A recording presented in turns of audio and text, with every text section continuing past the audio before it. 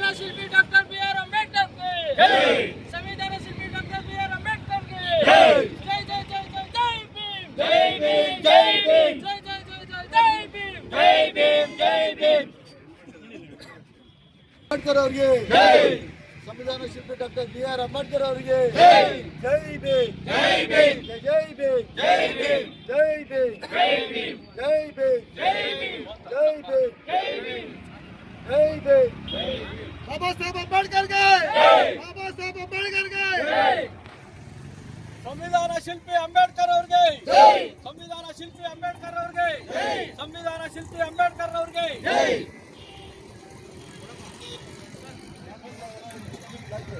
ಅಂಬೇಡ್ಕರ್ ಅವರಿಗೆ ಜೈ. ಸ್ವಲ್ಪ ಅಗ್ಲ ಮಾಡಿ ಡಾಕ್ಟರ್ ಬಿ.ಆರ್. ಅಂಬೇಡ್ಕರ್ ಗೆ ಜೈ. Doctor B R. ಅಂಬೇಡ್ಕರ್ ಗೆ ಜೈ. ಜೈ ಭೀಮ್ ಜೈ ಭೀಮ್. ಜೈ ಭೀಮ್ ಜೈ ಭೀಮ್. ಜೈ ಭೀಮ್ ಜೈ ಭೀಮ್. ಜೈ ಜೈ ಜೈ ಭೀಮ್. ಜೈ ಭೀಮ್ ಜೈ ಭೀಮ್. ಜೈ ಜೈ ಜೈ ಭೀಮ್.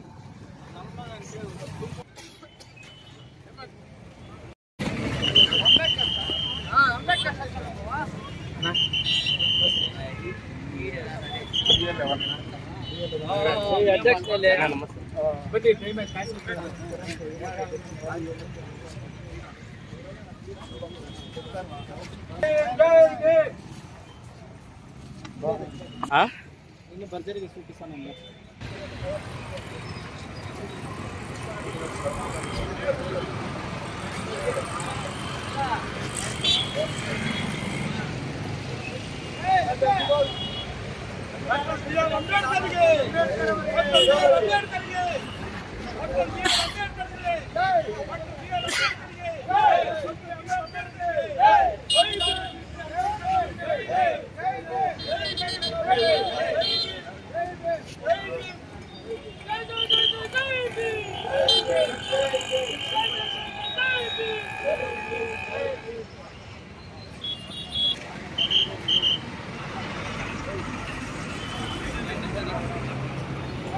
ಬಾಬಾ ಸಾಹೇಬ್ ಅಂಬೇಡ್ಕರ್ ಅವರು ಈ ದೇಶಕ್ಕೆ ಸಂವಿಧಾನವನ್ನ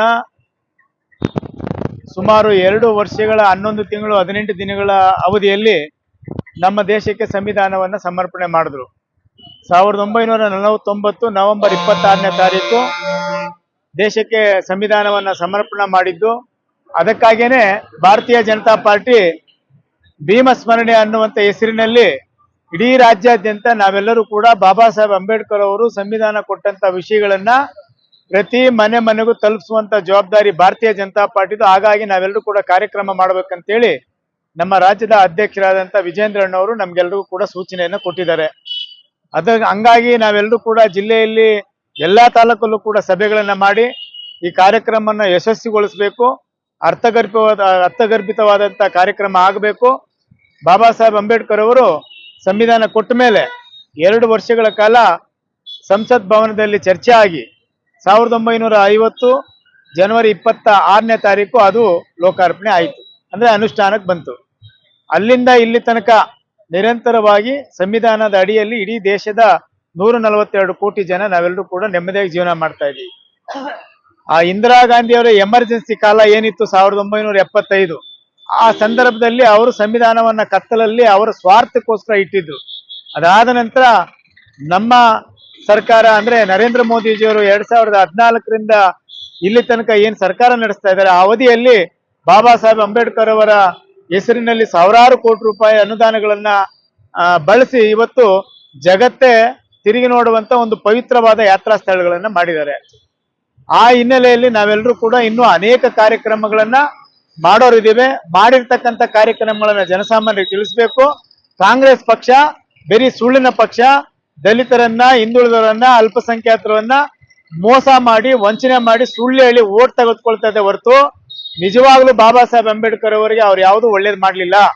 ಹಂಗಾಗಿ ಒಳ್ಳೇದು ಮಾಡಿದ್ದೇನಾದ್ರು ಅಂತ ಇದ್ರೆ ಅದು ವಾಜಪೇಯಿ ಅವರ ಸಹಕಾರದಿಂದ, ಮಾಯಾವತಿಯವರ ಸಹಕಾರದಿಂದ, ವಿ.ಪಿ. ಸಿಂಗ್ ಅವರ ಅಧಿಕಾರದಲ್ಲಿದ್ದಾಗ ಅಂದ್ರೆ ಅವರು ಪ್ರಧಾನಮಂತ್ರಿ ಇದ್ದಾಗ ಭಾರತ ರತ್ನ ಸಿಕ್ಕಿದ್ದು ಬಾಬಾ ಸಾಹೇಬ್ ಅಂಬೇಡ್ಕರ್ ಅವರಿಗೆ. ಮತ್ತೆ ಪ್ರಧಾನಮಂತ್ರಿ ನರೇಂದ್ರ ಮೋದಿಜಿಯವರು ಕೂಡ ಅವರ ಹೆಸರಿನಲ್ಲಿ ಏನೆಲ್ಲ ಕಾರ್ಯಕ್ರಮಗಳು ಮಾಡಿ ನಾವ್ ಹೇಳ್ಬೇಕಾಗಿಲ್ಲ, ಇಡೀ ಜಗತ್ತೇ ಮಾತಾಡ್ತಾ ಇದೆ. ಇಂಥ ಅನೇಕ ವಿಷಯಗಳನ್ನ ನಾವು ಇಟ್ಕೊಂಡು ಜನರ ಬಳಿಗೆ ಹೋಗ್ತಾ ಇದ್ದೀವಿ. ಇನ್ನೇನು ಕೆಲವೇ ದಿನಗಳಲ್ಲಿ ನಮ್ಮ ಸರ್ಕಾರ ಅಧಿಕಾರಕ್ಕೆ ಬರುವಂತ ಎಲ್ಲ ಸೂಚನೆಗಳು ನಿಮ್ಗೆಲ್ಲ ಗೋಚರಿಸ್ತಾ ಇದೆ.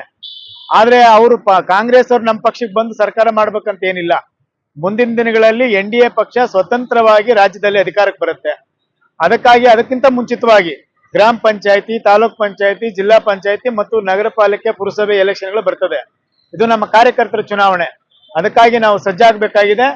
ಅದ್ರ ಜೊತೆಗೆ ಬಾಬಾ ಸಾಹೇಬ್ ಅಂಬೇಡ್ಕರ್ ಅವರ ವಿಚಾರಧಾರೆಗಳನ್ನ ಪ್ರತಿ ಮನೆಗೆ ತೆಗೆದುಕೊಂಡು ಹೋಗ್ಬೇಕು ಅಂತ ಹಿನ್ನೆಲೆಯಲ್ಲಿ ಇವತ್ತು ಸಾಂಕೇತಿಕವಾಗಿ ಬಾಬಾ ಸಾಹೇಬರಿಗೆ ಮಾಲಾರ್ಪಣೆ ಮಾಡುವುದರ ಮೂಲಕ ಸಂವಿಧಾನ ಸಮರ್ಪಣೆ ದಿನವನ್ನ ಆಚರಣೆ ಮಾಡಿದ್ದೀವಿ. ಡಿಸೆಂಬರ್ 6ನೇ ತಾರೀಕು ಒಳಗಡೆ ಜಿಲ್ಲೆಯಲ್ಲಿ ದೊಡ್ಡ ಪ್ರಮಾಣದಲ್ಲಿ ನಾವೆಲ್ಲ ಕೂಡ ಸೇರಿ ಸಂವಿಧಾನ ಸಮರ್ಪಣಾ ದಿನಾಚರಣೆ ಮಾಡ್ಬೇಕಂತೇಳಿ ನಾವು ತೀರ್ಮಾನ ಮಾಡಿದ್ದೇವೆ. ಅದಕ್ಕೆ ಪೂರ್ವಭಾವಿ ಸಭೆಯನ್ನು ಕೂಡ ಮುಳುಬಾಗಿಲಲ್ಲಿ ಇವತ್ತು ಮಾಡೋರಿದ್ದೇವೆ. ಈ ವಿಷಯವನ್ನು ನಮ್ಮ ಮೂಲಕ ತಿಳಿಸ್ಲಿಕ್ಕೆ ಬಯಸ್ತೇವೆ. ಧನ್ಯವಾದ. ಬಿಜೆಪಿ ದಲಿತರ ವಿರೋಧಿ ಕೋಮುವಾದಿ ಪಕ್ಷ ಅಂತ ಹೇಳಿ ಈ ಜನರನ್ನ, ಮುಗ್ಧ ಜನರನ್ನ ವಂಚಿಸ್ಕೊಂಡು ಬಂದಿರೋದು ಕಾಂಗ್ರೆಸ್. ಬಿಜೆಪಿ ಅಲ್ಲ. ಬಿಜೆಪಿಯಲ್ಲಿ ಜಾತಿ ಗಲಾಟೆಗಳು ಮಾಡಿದೆ, ಎಲ್ಲಿ ಕೋಮು ಗಲಾಟೆಗಳು ಮಾಡಿದೆ. ಹಾಗೆಲ್ಲ ಮಾಡಂಗಿದ್ರೆ ದೇಶದಲ್ಲಿ ಬಾಬಾ ಸಾಹೇಬ್ ಅಂಬೇಡ್ಕರ್ ಅವರ ಹೆಸರಿನಲ್ಲಿ ಪಂಚತೀರ್ಥ ಕ್ಷೇತ್ರಗಳನ್ನ ಅಭಿವೃದ್ಧಿ ಮಾಡೋಂಥದ್ದು ಬಿಜೆಪಿಯವ್ರಿಗೆ ಏನಿತ್ತು? ಕೋಮುವಾದಿ ಅಂತ ಮಾಡ್ಬೋದಾಗಿತ್ತಲ್ಲ. ಜಾತಿ ಆಧಾರದ ಮೇಲೆ ಅಧಿಕಾರ ಮಾಡ್ಬೋದಾಗಿತ್ತಲ್ಲ. ಅದೆಲ್ಲ ಸುಳ್ಳು. ಅದು ಮಾಡಿರೋದು ಅಕ್ಷರ ಸತ್ಯ ಕಾಂಗ್ರೆಸ್ ಪಾರ್ಟಿಯವರು, ನಾವಲ್ಲ. ಅಂಬೇಡ್ಕರ್ 2 ಸಲ ಸೋಲ್ಸಿದ್ದ ಅವರೇ ಅಲ್ಲ. ಸಂವಿಧಾನವನ್ನ ದಹನ ಮಾಡ್ತಾ ಇರೋದು ಅವರೇ. 1975 ಬಗ್ಗೆ ನಿಮ್ಗೆ ನಾನು ಹೇಳಿದೆ, ಅವಾಗಲೇ ಉಲ್ಲೇಖ ಮಾಡಿದೆ. ಈ ದೇಶಕ್ಕೆ ಪ್ರಧಾನಮಂತ್ರಿ ಆದಂತ ಇಂದಿರಾ ಗಾಂಧಿ ಅವರು ತನ್ನ ಅಧಿಕಾರವನ್ನು ಉಳಿಸ್ಕೊಳ್ಳೋದಿಕ್ಕೆ ಎಷ್ಟು ವಿಧಿಗಳನ್ನ ತಿದ್ದುಪಡಿ ಮಾಡಿದ್ರು? ಆರ್ಟಿಕಲ್ 48, 49, 50, 51. ಇದರ ಉದ್ದೇಶ ಏನು? ಇದರ ಅರ್ಥ ಏನು ಹೇಳ್ರಿ? ಅವ್ರ ಅಧಿಕಾರನ ಉಳಿಸ್ಕೊಳ್ಬೇಕು, ಅವ್ರ ಪ್ರಧಾನಮಂತ್ರಿ ಆಗೇ ಉಳಿಬೇಕು, ಅದಕ್ಕಾಗಿ ಅವ್ರು ಅದನ್ನ ತಿದ್ದುಪಡಿ ಮಾಡ್ಬೇಕು ಅಂತೇಳಿ ಅವ್ರ ಸ್ವಾರ್ಥಕ್ಕೆ ಮಾಡ್ಕೊಂಡ್ರು. ಸಂವಿಧಾನನ ಕಗ್ಗೊಲೆ ಮಾಡಿದ್ದು ಕಾಂಗ್ರೆಸ್ ಅವರಲ್ವಾ? ಬಿಜೆಪಿ ಅವ್ರು ಏನೇನ ಮಾಡಿದ್ರ? ಆ ಎಲ್ಲ ಅಪಕೀರ್ತಿ ಕಾಂಗ್ರೆಸ್ ಅವರಿಗೆ, ಬಿಜೆಪಿ ಅವ್ರಿಗೆಲ್ಲ. ಅದೆಲ್ಲ ಹೇಳಕ್ಕೆ ನಾವು ಈ ಕಾರ್ಯಕ್ರಮ ಮಾಡ್ತಾ ಇದೀವಿ.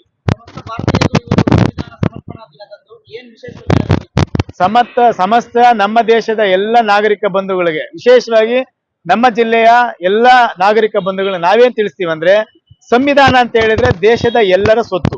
ಇದು ಒಂದು ಪವಿತ್ರವಾದ ಗ್ರಂಥ. ಇದರ ಮುಂದೆ ಇನ್ ಯಾವ ಗ್ರಂಥನೂ ಇಲ್ಲ.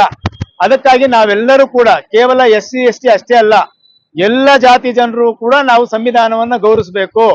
ಸಂವಿಧಾನದ ಅಡಿಯಲ್ಲಿ ನಾವೆಲ್ಲರೂ ಬದುಕ್ತಾ ಇದ್ದೇವೆ. ಬಾಬಾ ಸಾಹೇಬ್ ಅಂಬೇಡ್ಕರ್ ಅವರು ಎಲ್ಲರ ಆಸ್ತಿ. ಅದಕ್ಕಾಗಿ ನಾವೆಲ್ಲರೂ ಕೂಡ ಅವರ ಗೌರವವನ್ನು ಕೊಡಬೇಕು. ಜಗತ್ತಿನಲ್ಲಿ ಇವತ್ತು ಅತ್ಯಂತ ಶ್ರೇಷ್ಠ ಸಂವಿಧಾನ ಅಂತ ಹೇಳಿದ್ರೆ ಅದು ಭಾರತದ ಸಂವಿಧಾನ. ಅದನ್ನ ಬರೆದಂತ ಮಹಾಪುರುಷರು ಬಾಬಾ ಸಾಹೇಬ್ ಅಂಬೇಡ್ಕರ್ ಅವರು. ಅದಕ್ಕಾಗಿ ನಾವೆಲ್ಲರೂ ಒಟ್ಟಾಗೋಣ. ಬಾಬಾ ಸಾಹೇಬರ ವಿಷಯ ಬಂದಾಗ ನಾವೆಲ್ಲರೂ ಕೂಡ ಒಂದಾಗಬೇಕು ಅನ್ನುವಂತ ವಿನಂತಿಯನ್ನ ನಿಮ್ ಮೂಲಕ ತಿಳಿಸ್ಲಿಕ್ಕೆ ಬಯಸ್ತೇನೆ. ಧನ್ಯವಾದ.